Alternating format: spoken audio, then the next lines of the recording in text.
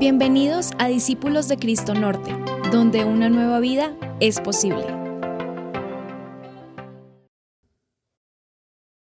Y si este es el tema que estamos trabajando este mes y que vamos a continuar trabajando el próximo, ya que el tema de la familia no solamente es muy importante a nivel del Evangelio, sino también en estos tiempos que estamos viviendo pertinente, el título del sermón de hoy, de lo que vamos a hablar, es el siguiente, y usted lo podrá ver aquí en la pantalla.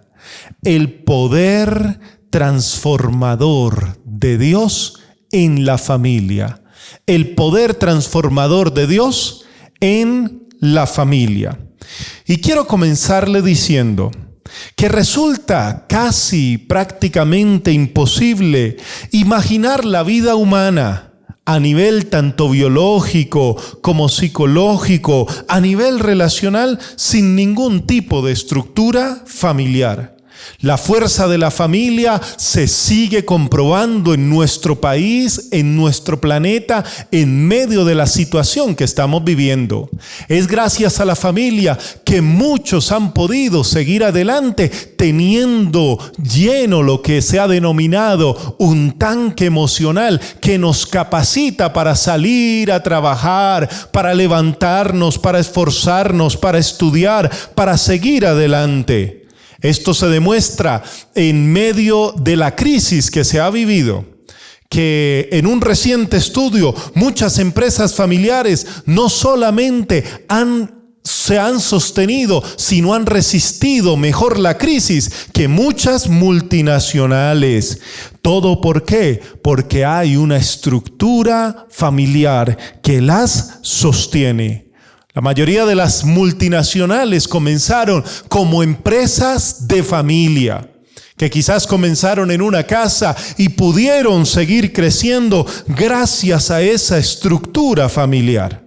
Pero cuando pensamos en términos bíblicos, el pueblo de Israel y las primeras comunidades cristianas nos muestran que hubo un lugar esencial para el seno de la familia, lo que hemos llamado muchas veces el santuario familiar, como centro de piedad y testimonio a nivel familiar, donde se crea una vida en lo más profundo del corazón del ser humano. En la actualidad, las familias son los lugares donde verdaderamente se crece en principios básicos de la sociedad. Es el lugar donde incorporamos a la vida de nuestros hijos, pero también de nuestros cónyuges y nuestros padres, los principios que terminan sosteniendo a nuestras familias. Es por eso que la familia es muy importante en el proyecto de Dios. El día miércoles nos hablaba el profesor David acerca del rol de la familia en los planes de la salvación divina.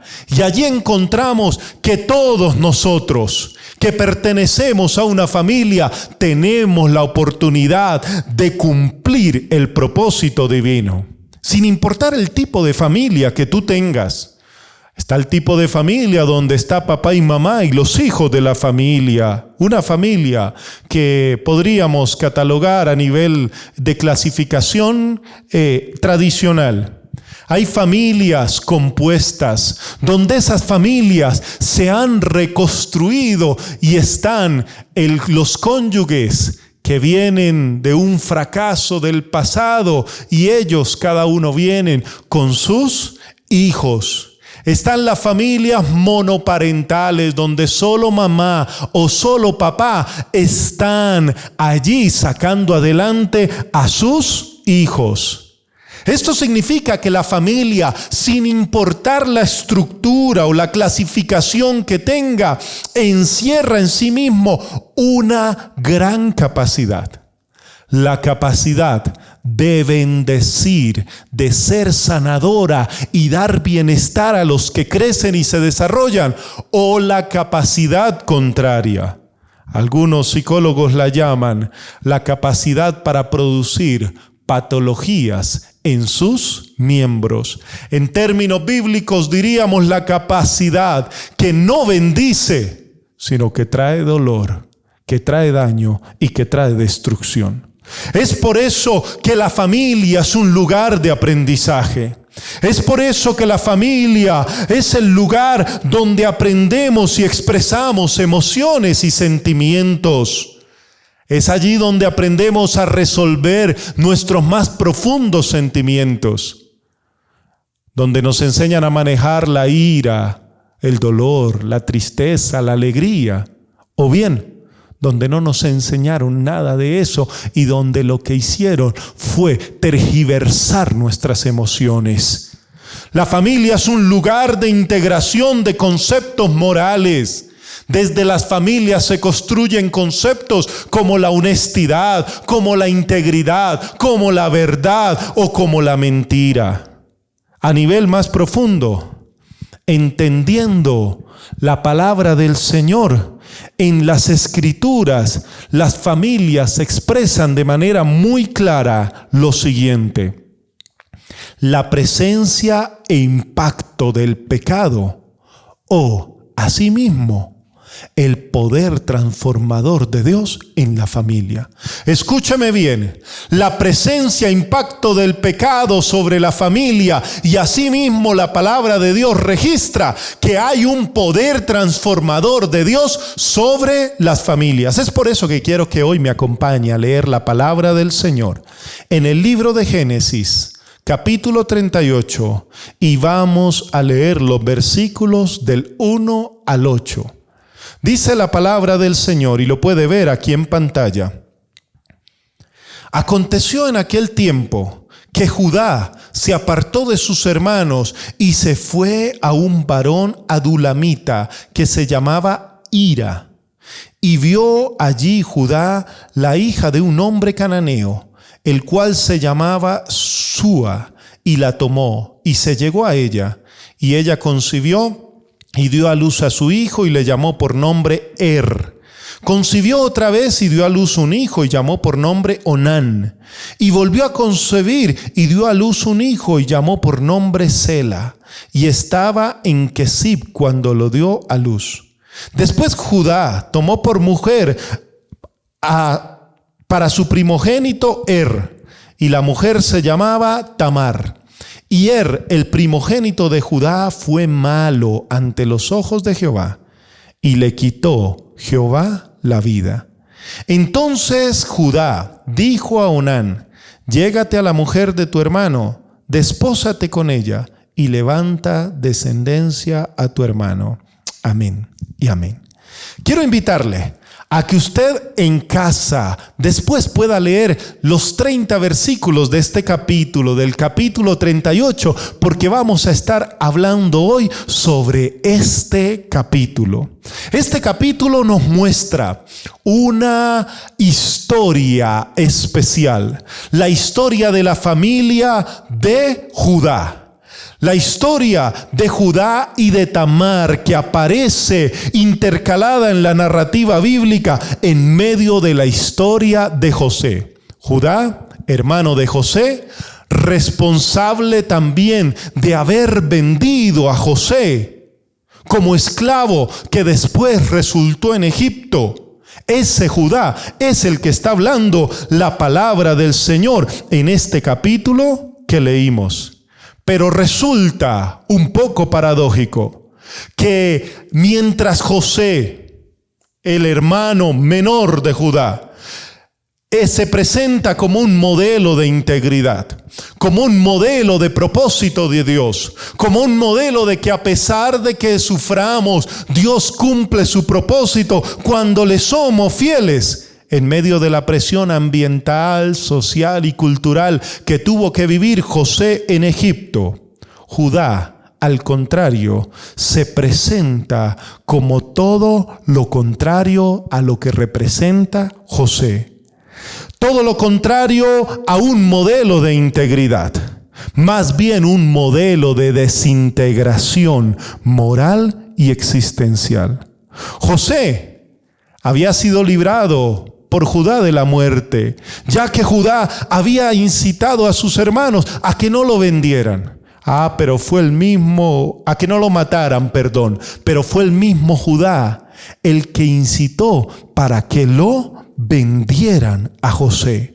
Así que vive en plena disociación con aquello que en principio Judá creía como hermano mayor de José. Y esta es la historia de Judá a nivel familiar. Lo primero que quiero dejar claro es que Judá fue un hombre con muchas pérdidas. Dice la palabra del Señor en el versículo 1 que aconteció que en aquel tiempo Judá se apartó de sus hermanos y se fue a donde un amigo, un varón cananeo que se llamaba Hira. El distanciamiento de sus hermanos no solamente fue un distanciamiento geográfico, sino también fue un distanciamiento emocional. Déjeme decirle que muchas veces las familias entran en un profundo distanciamiento y esto daña y destruye. No me estoy refiriendo a las familias que se encuentran lejos. Mi hermana, hace poco más de 10 años, se fue a vivir a causa de una oportunidad que se le presentó a Alemania. Allí con su esposo hicieron familia, tuvieron sus hijos, mis sobrinos, y hay una gran distancia entre Bogotá y entre la ciudad donde viven en Alemania.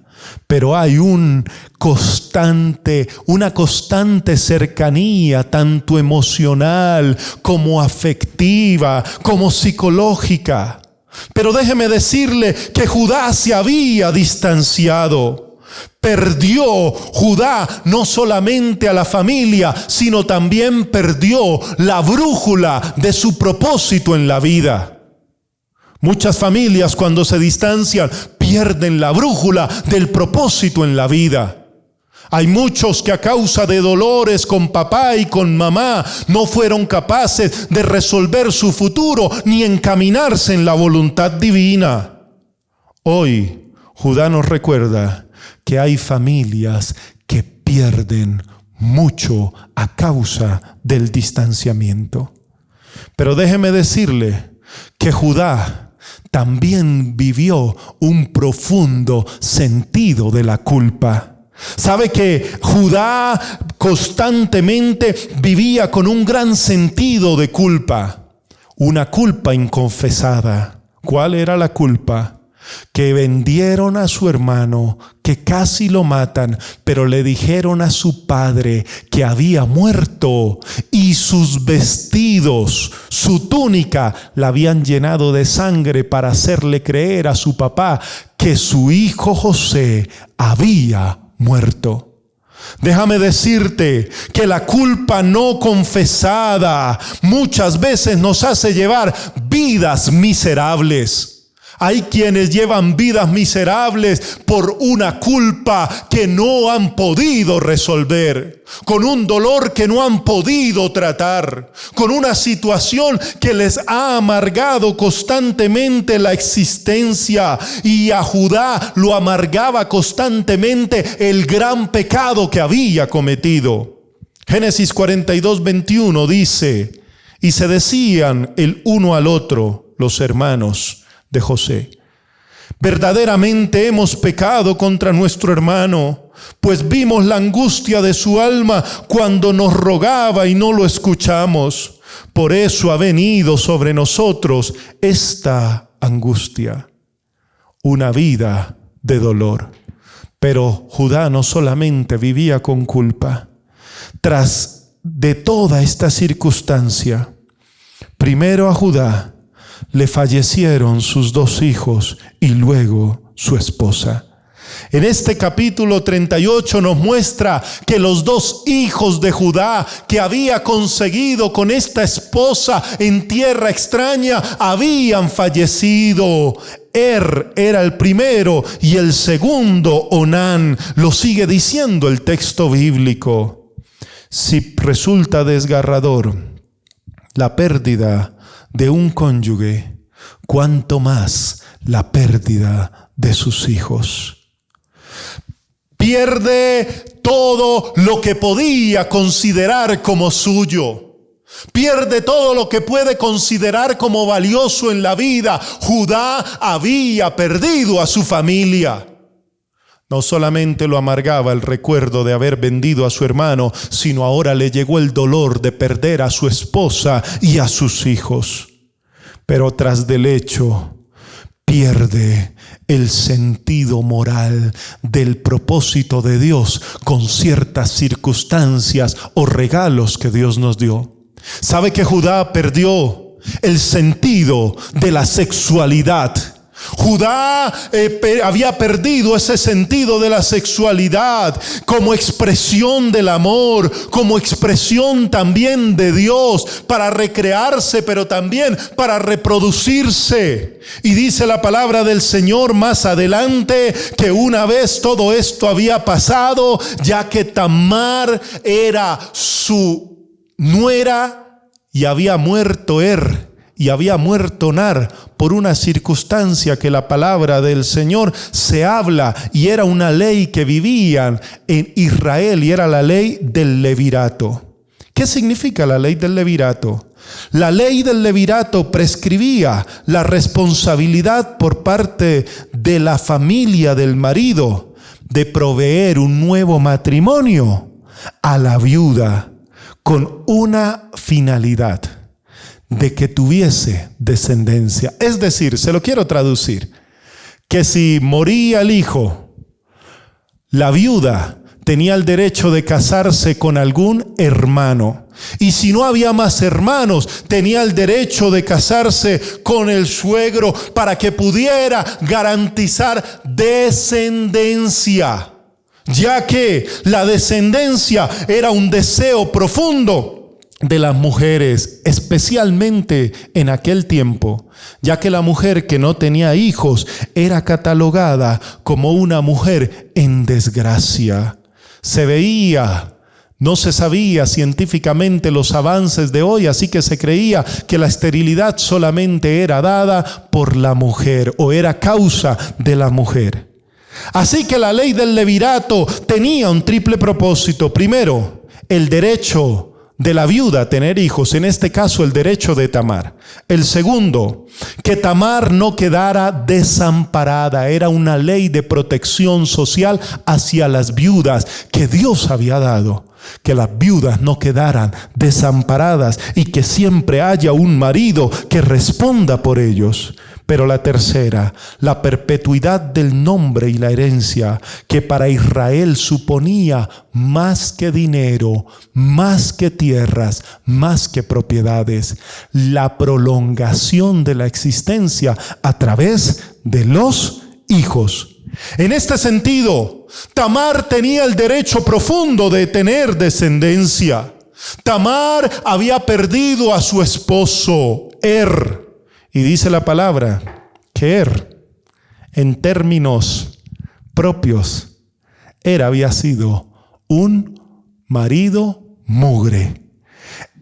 Había sido un mal marido. Dice que había sido malo ante los ojos de Jehová.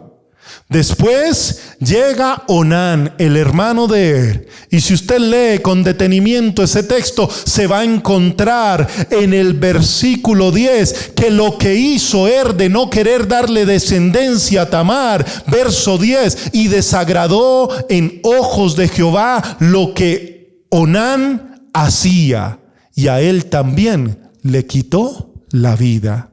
¿Sabe que Tamar tenía el derecho por ley, pero también porque era el deseo de ella y porque era costumbre de tener descendencia, porque era lo que garantizaba la forma de perpetuar a una familia? En ese tiempo los conceptos de inmortalidad y eternidad no estaban lo suficientemente claros. No estaban desarrollados como los tenemos el día de hoy. Así que la perpetuidad del nombre de la familia dependía exclusivamente de la descendencia que se pudiera tener. Así que Tamar tenía un profundo deseo de tener descendencia. No solamente un deseo legal, sino también un deseo en lo profundo de su alma. Así que Tamar actúa como mujer de fe. Tamar es representada como una mujer que reclama justicia y cuyos derechos han sido negados. Al no haber un hermano mayor que Onán, Judá le dijo a Tamar cuando murió Onán: Sela, mi hijo menor, está muy pequeño. Déjalo que crezca, y cuando crezca te lo daré en matrimonio para que te dé hijos. Pero Judá era un engañador. Judá no le iba a dar a su hijo Sela porque ella pensaba que los otros dos hijos que murieron, y Onán, esa misma iba a ser la suerte de Sela si se llegaba a casar con Tamar. Así que la engañó. Tamar, una mujer violentada, una mujer que tuvo malos maridos, una mujer que no se le reconoció el derecho de la descendencia, ahora es una mujer engañada por su suegro porque no le había dado al hijo que le había prometido. Así que las acciones de Tamar toma para poder restituir lo que ella consideró en derecho propio. ¿Qué hizo Tamar? Tamar rompe la letra de la ley. Tamar decidió mentir y engañar. ¿Por qué?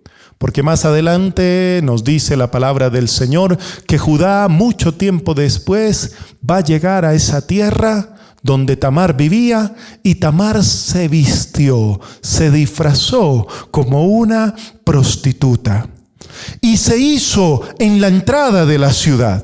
Mintió y engañó a Judá, quien había caído en el mal uso y había caído en el pecado de la fornicación, y se allegó a Tamar sin saber que ella era la que estaba disfrazada de prostituta. Pero Tamar tiene relaciones sexuales con su suegro. Y dice la palabra del Señor que Judá le dijo que cómo le pagaría. Se puso una transacción comercial. Déjeme decirle que la prostitución no solo es pecado porque lo diga la palabra de Dios, sino la prostitución es pecado porque se transacciona un valor que Dios ha dado a la humanidad. Y en la transacción siempre hay una parte más fuerte, la parte del que paga por un bien o un servicio, y en ese caso se vuelve dominante y hace como si fuese el que tuviese el dominio temporal de la vida que ponen en sus manos. Es por eso que la prostitución es pecado, es por eso que la prostitución daña, es por eso que la prostitución destruye, porque con un bien material de transacción se busca el dominio de otro en la parte sexual. Siendo así las cosas, Judá y Tamar tienen relaciones. Tamar deja ir a Judá, pero le pide que le deje algo para que muestre que va a pagar la transacción sexual que hizo. Dejó su báculo, dejó algunas otras prendas que quedan allí, y Tamar le dice: déjamelas. Y cuando tú me traigas el cabrito con el que me vas a pagar, te las devolveré. Y dice la palabra del Señor que Tamar volvió otra vez en aquella ciudad y nadie se dio cuenta que ella se había disfrazado por un momento. Así que Judá quiere cumplir su promesa, manda a su amigo el cananeo con el cabrito para pagarle a la prostituta que no sabía que era Tamar. Y el amigo busca a la prostituta del pueblo con vaya sorpresa que no la encontró. Preguntó en las calles. El amigo sabía que en las calles se manejaba lo mismo que se sigue manejando hoy en las ciudades o pueblos, que todos conocen a todos y en la calle saben quiénes son. Pero en la calle le dijeron al amigo: aquí no hay ninguna prostituta. Aquí ninguna prostituta se para en la puerta de la ciudad a ofrecerse. Debes estar equivocado. Cuando le llega esta noticia a Judá, Judá se sorprende y dice: bueno, deja que se pierdan esas posesiones. Cuando le llegó a Judá el chisme de que Tamar estaba embarazada, la ley obligaba a que Tamar muriera, porque estaba separada para el hijo de Judá, que Judá con engaños no se lo había dado todavía. Así que Judá va rápidamente y busca qué puede hacer en esta situación, y manda a su amigo. Y otra vez, Tamar, que es muy inteligente y que usó de toda esta situación aún en medio de su sufrimiento, hizo llegar las pertenencias y le dijo al amigo: del hombre del que son estas pertenencias, ese hombre es el padre de mi hijo. Cuando llega el amigo donde Judá expresa con sus labios las siguientes palabras. Dice Génesis 38:26: más justa es ella que yo. Para alcanzar dicha justicia, Tamar empeñó su vida. Tamar estuvo a riesgo de que la mataran. ¿Sabe por qué? Porque cuando uno está en una condición extrema, uno arriesga hasta su propia vida. Tamar quería justicia. Tamar quería reivindicación. Tamar quería que se valieran sus derechos. Y para eso hizo que su misma vida se pusiese en riesgo. ¿Sabe que hoy en Colombia hay muchas personas que han muerto a causa de buscar una reivindicación social, moral y legal? Lamentamos profundamente eso, que nuestros gobiernos, pero que también nuestra situación social como sociedad, dejemos morir a tanta gente solo por buscar justicia, por buscar el valor de la reivindicación. Así que Tamar representa a muchas familias que han sido víctimas de la injusticia, familias que han sido víctimas del sufrimiento, familias que han sido víctimas del engaño, familias que han sido víctimas del maltrato. Sí, Tamar representa todo eso. Pero dice la palabra del Señor que Tamar tuvo ese embarazo y siguió adelante, y de ese embarazo salieron 2 bebés. El Señor concede a Tamar ese sentido de trascendencia que buscaba, más allá del que ella se había imaginado. Ahora le dio 2 bebés en ese embarazo. Dice en Mateo 1:1-3, que Judá engendró de Tamar a Fares y a Sara. Tamar, con ese alumbramiento, iba a cambiar su vida para siempre.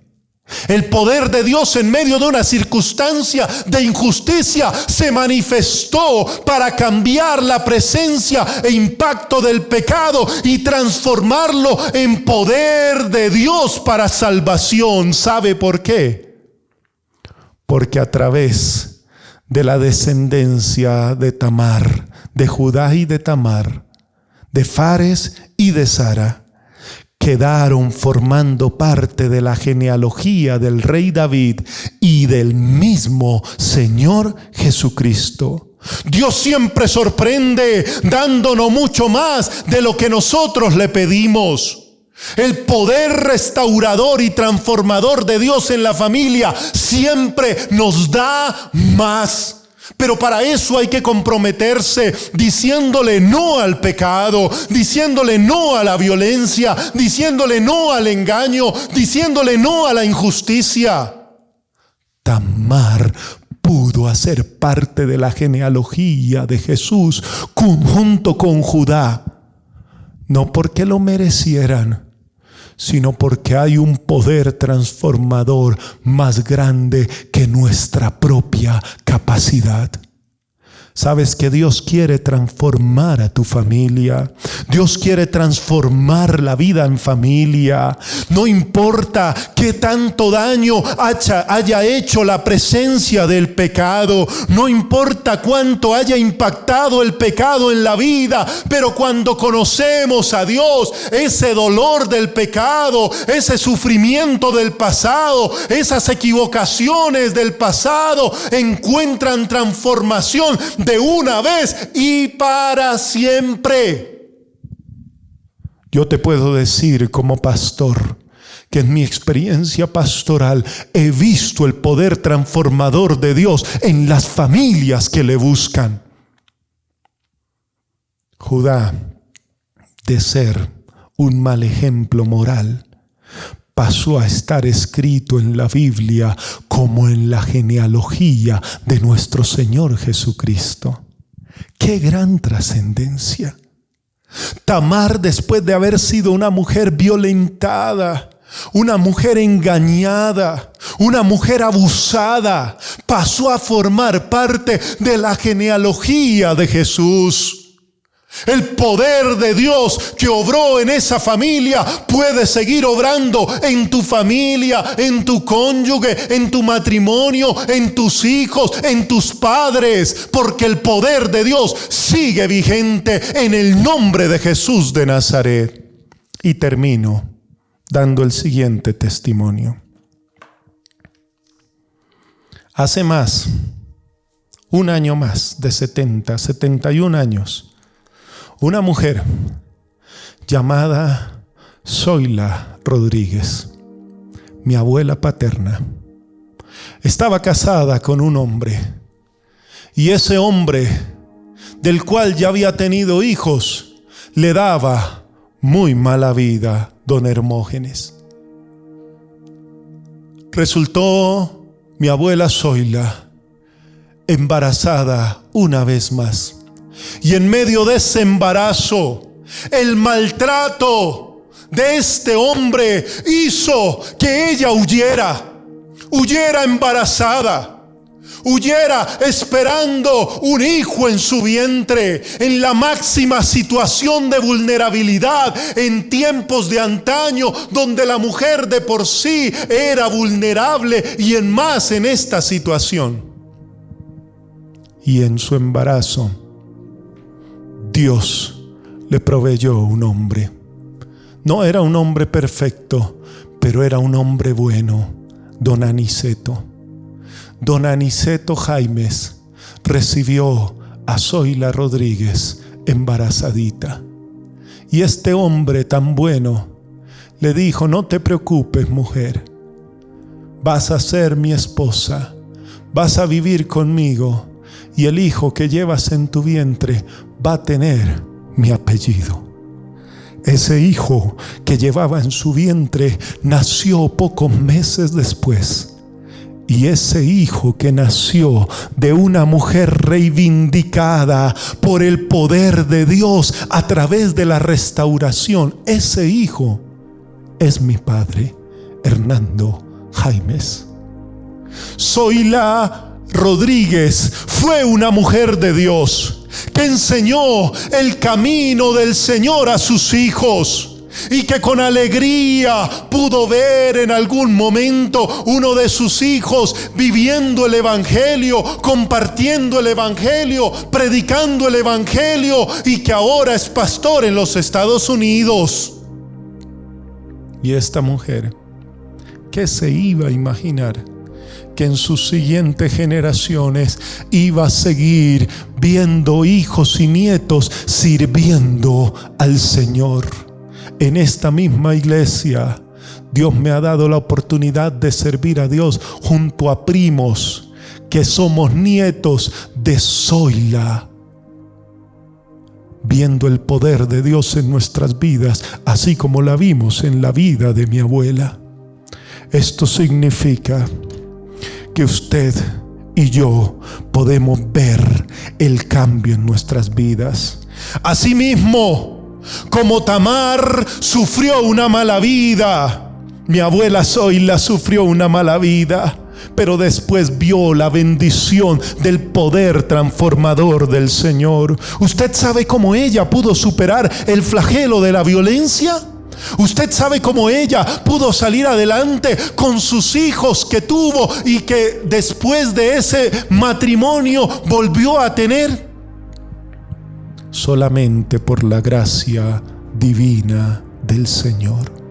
Así que yo te quiero decir en esta hora, permite que tu familia y tú puedan vivir el poder transformador de Dios en medio de la familia. Cierra tus ojos, ponte de pie allí donde estás, toma de la mano a tu familia y vamos a hacer una oración. Dios Todopoderoso, hoy venimos a tu presencia. Te damos gracias porque tú eres el Dios de la familia y tú podemos ver que tu mano restaura y transforma. Restauraste, Señor, y transformaste la herencia de Judá y de Tamar. Quedaron inscritos en el libro de la vida, en la palabra de Dios, en la genealogía de nuestro Señor Jesucristo. Antepasados, no solamente del linaje real del rey David, sino antepasados también de la provisión familiar que trajo y sirvió como vehículo de salvación para la encarnación de nuestro Señor Jesucristo. Hoy yo te pido, Señor, que allí en casa cada familia reciba el poder transformador tuyo. Que el poder transformador de tu gracia se siga sosteniendo en medio de cada familia y que por tu poder liberes, Señor, todo aquello que el pecado ha dejado. Borra toda culpa y que el daño que hizo el pecado pueda encontrar transformación en el poder milagroso de Dios en nuestra vida. Bendice cada familia que está viendo este mensaje, que está escuchando este mensaje, pero que está en sintonía con la presencia de tu Santo Espíritu. Y te ruego que les ayudes y les ministres en el nombre de Jesús de Nazaret. Amén y amén. Gracias, Señor. Gracias, Señor.